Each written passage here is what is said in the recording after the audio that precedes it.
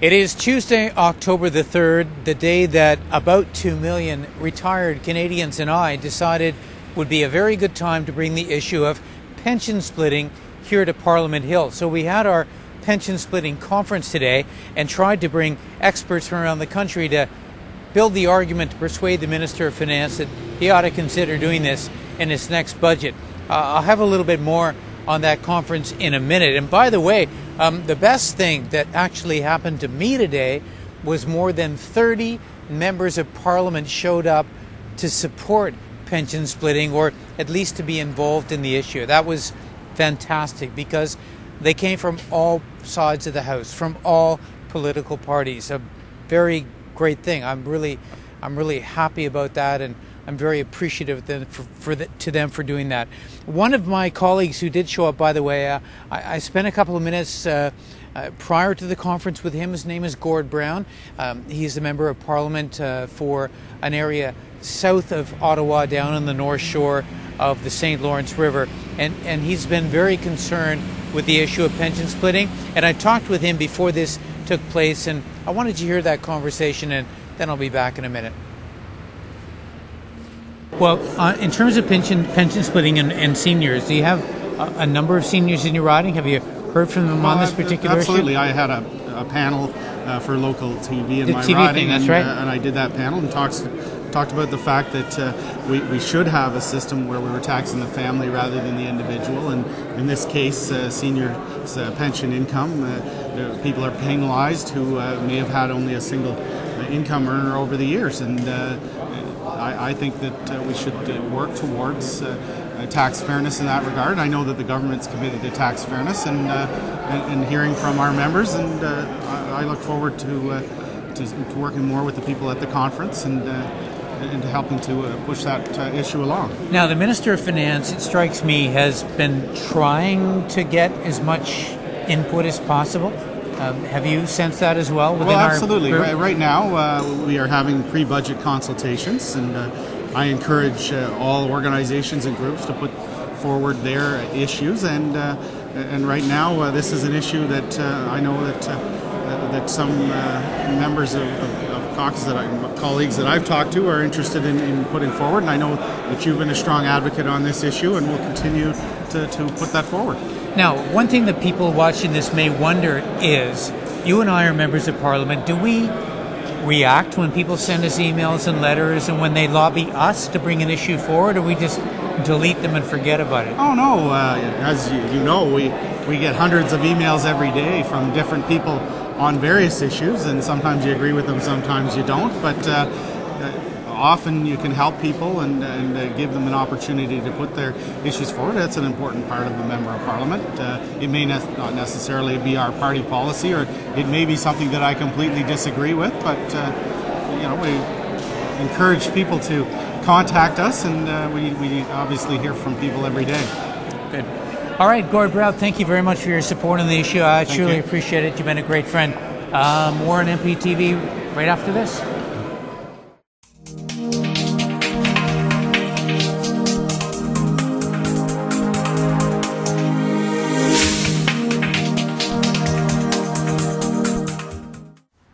Well, so the conference, actually, I would say it was a success. Well, we didn't have, thousands of people, but man, we had the right people there. We had representatives of 16 seniors groups. Malcolm Hamilton, one of the most renowned pension experts in Canada. Jack Mintz, who's an author and a professor and a former CEO of the C.D. Howe Institute, plus an accountant and some other people who are very, very involved in this issue. It was actually fabulous. And as I said a few minutes ago, the best part, more than 30 of my colleagues also showed up to be part of the issue. We prepared a summary of this 3-hour event. Don't worry, it's not going to go 3 hours. It's going to go maybe, what, Bill, 10, 12 minutes? Something like that. Anyway, here you go. Enjoy.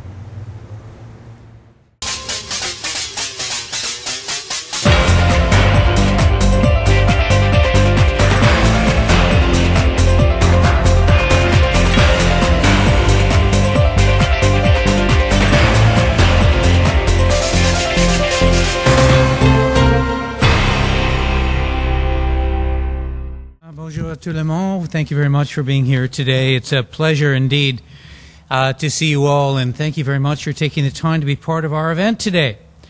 The people in this room, as Bernard had mentioned, represent about 2 million retired Canadians who all have a common cause, which is to inject a little more fairness into our tax system.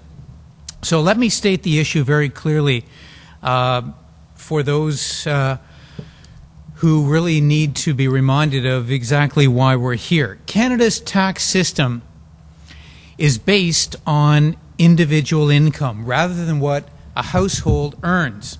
And on paper in the Department of Finance, I guess that makes a lot of sense. It certainly does add to federal coffers. But out in the communities where Canadians inhabit, this has had another effect. Now, I have written, for example, on this issue about my parents. My dad was a high school principal. My mother was a volunteer and a caregiver.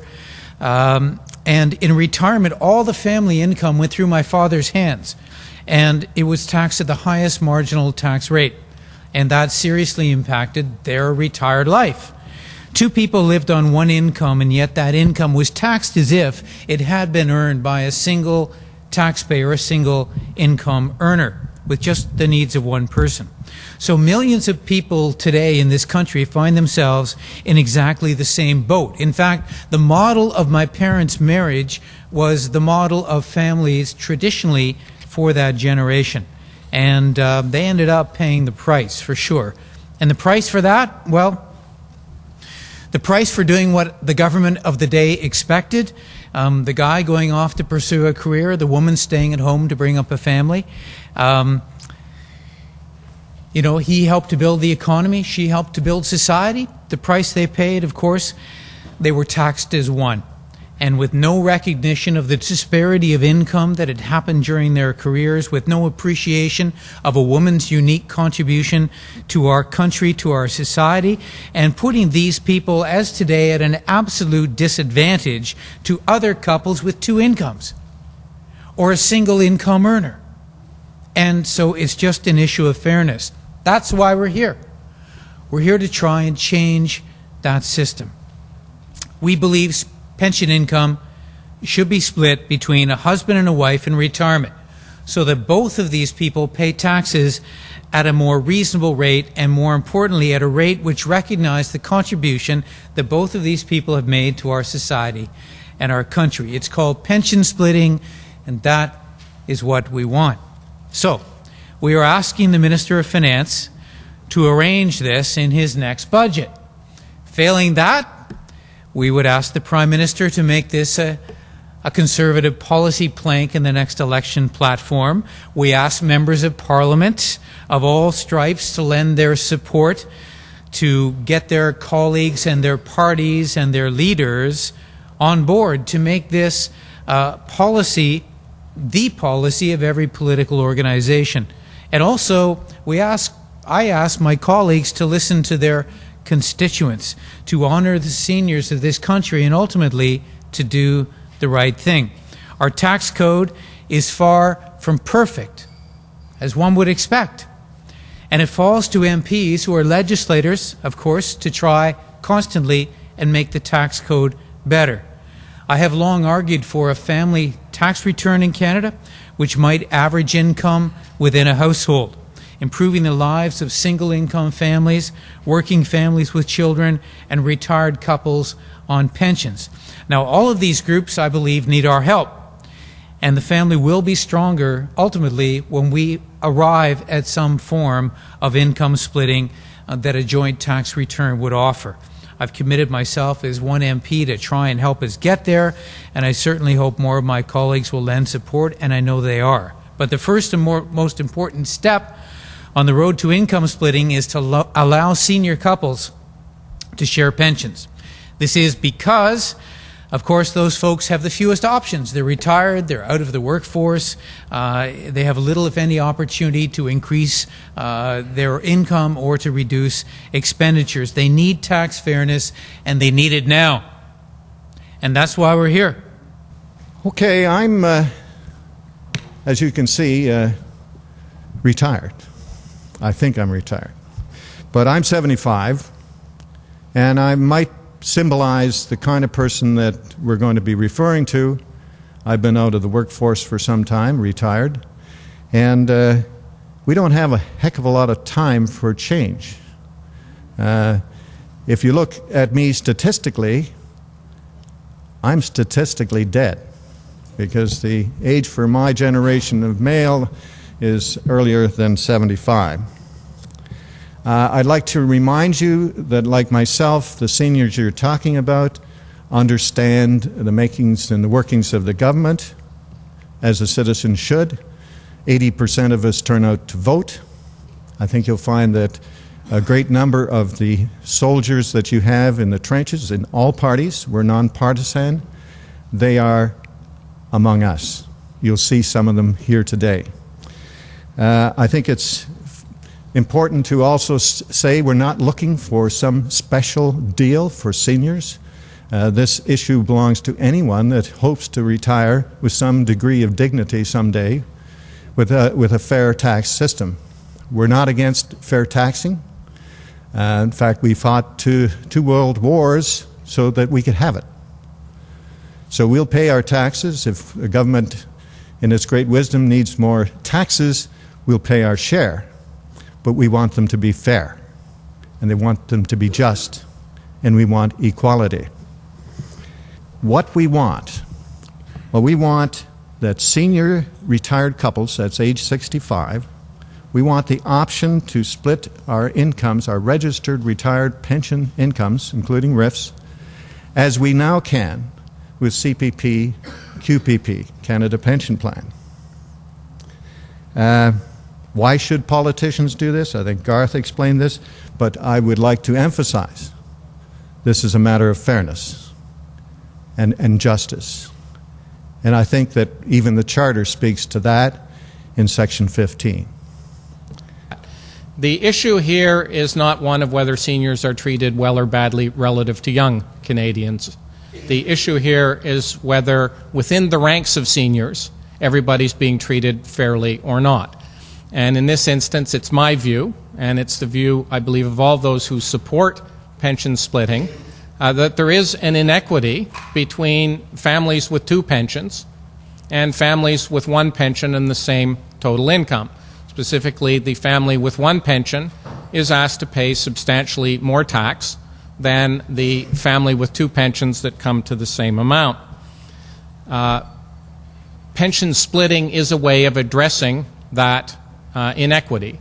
It, in essence, allows seniors to opt for the taxes that would be paid if their pensions were equally divided between the spouses. And since that is usually a lower pension, I suspect very large numbers of them would avail themselves of that option if it was available. There are a lot of ways to improve this situation, even if you don't do exactly the preferred thing of the impressive group assembled before you. And so those of you who think that we can't afford to do all of it, or it's inappropriate to do all of it, or you don't want to disrupt the Old Age Security Clawback, or you don't like the fact that the guy with $100,000 income can save $10,000, you know, if all of those things are problems, but you don't mind people with more modest incomes doing this and getting a break, you can find a way if you put your mind to it. But really there are two particular reasons that I become strongly in favor of pension income splitting. Now, I have about another 10 years to before I start receiving my pension, so my discount rate is so high I'm not even thinking very much about my own particular situations. But I've been for a long time interested in the concept of family taxation in the tax system. In fact, I would go one step farther. I think we have really made a mess out of the tax system in Canada when it comes to taxing families, particularly when we eliminated the universal child tax credit back in the early 90s. And in fact went from a deduction to a credit earlier on. I think it's very important that we try to recognize families appropriately under the tax system and try to have the similar burden of taxes on different families depending on their size and their circumstances, and that's why I think I've been in favor of moving towards family taxation here in Canada. The second reason, and perhaps this gets down to this very particular topic, is that I'm also very much in favor of neutral treatment of different forms of retirement savings. I like the idea, and I think our Canadian system is far better than what I've seen in the United States and a number of other countries. But we do have, I think it's very important to maintain neutrality, whether people want to save through the RSP route, through pensions, or in some other manner to provide their retirement savings. And I think that it's quite appropriate to consider pension income splitting, because there are already features in the tax system, as Malcolm outlined, and I know a number of you in this room understand, there's a number of features already in the tax system that does provide some income splitting for particular forms of retirement savings, and in particular, and especially that's in reference to the Canada Pension Plan QPP payments, as well as spousal RSP contributions, which are all forms of allowing individuals to average their income over time in a family. So I think that's really the second argument why I think theoretically I think it's quite appropriate to think about pension income splitting.